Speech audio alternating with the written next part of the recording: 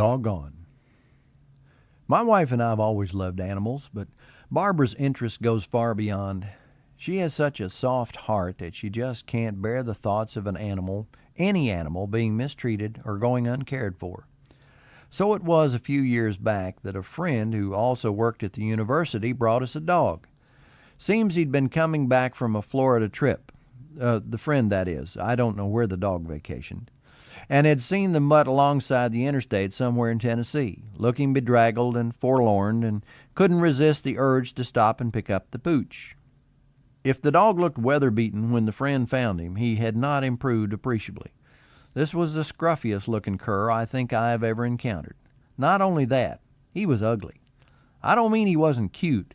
I mean he fell out of the ugly tree and hit every limb on the way down ugly. But, of course, this only endeared him to Barbara that much more. Makes me pause and wonder why she married me. Well, he licked her hand, and that sealed it right then and there. I may try that licking business the next time she's angry and I'm in the doghouse. Well, anyway, home we went with Reggie, named after the friend who gave him to us. I wanted to name him Handout because, despite the fact that the friend had fed him a big bowl of dry and some canned dog food before bringing him to the office, the way that dog acted, you would have thought he was starving. So right then, old Steve had to leave work and run to the grocery to get poor Reggie something to eat. And eat he did. This dog was only about the size of a blue-tick hound, but he could put away chow like a mastodon. It was not his voracious appetite for food, however, that was his undoing. We couldn't let him inside because Reggie chewed. He chewed on our outdoor furniture. He chewed on our deck railing. He chewed our ornamental shrubs. He chewed the lattice work around our flower beds, and he literally took a bite out of Mrs. Santa Claus's derriere. The wooden Christmas yard decorations never been the same. And the infuriating thing was that he did all his chewing while totally ignoring the large variety of chew bones that we had gotten for him. But the coup de grace was administered when Barbara, who loves to decorate at Christmas, brought home about 20 or 25 strings of Christmas tree lights and spent an entire day decorating the trees in our yard. I remember her look of pride as she flipped the switch that evening and our front yard was transformed into something resembling the landing zone for a UFO.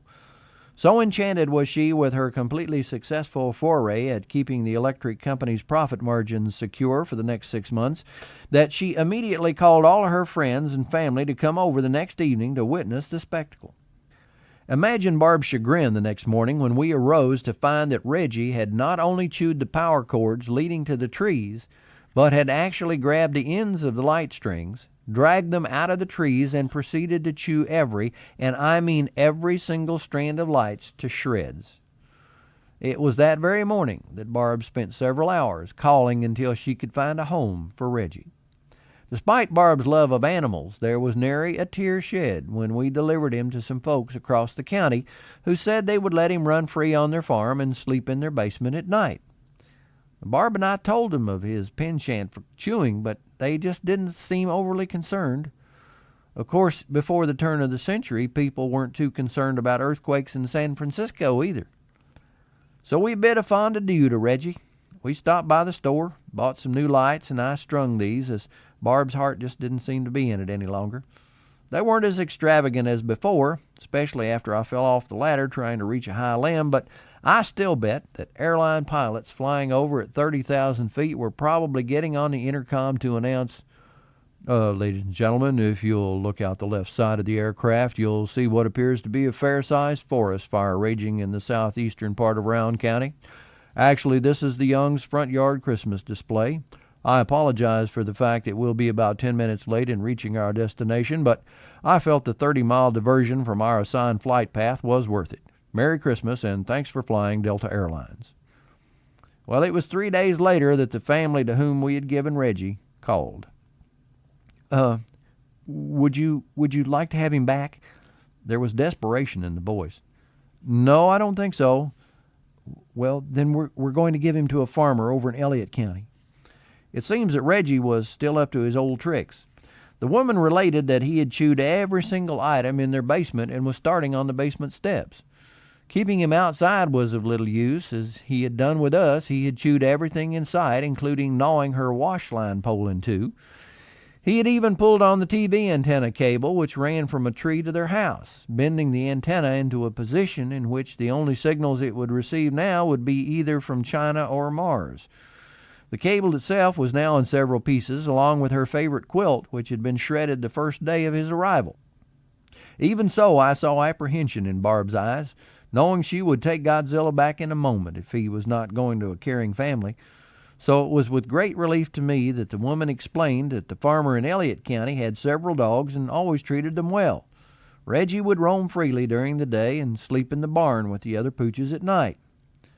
Now, there are some barns that are framed from steel, but most are of the wooden variety. I wondered if this Elliott County farmer could visualize the damage that 24 cocaine-crazed beavers could do to his barn in a week's time. Multiply that damage by a factor of 4 and reduce the time needed to a night or two, and you might have some idea what old Reggie could accomplish. At any rate, we gave him our blessing and hung up. Never did hear from the Elliott County farmer. Reggie must have found the telephone line.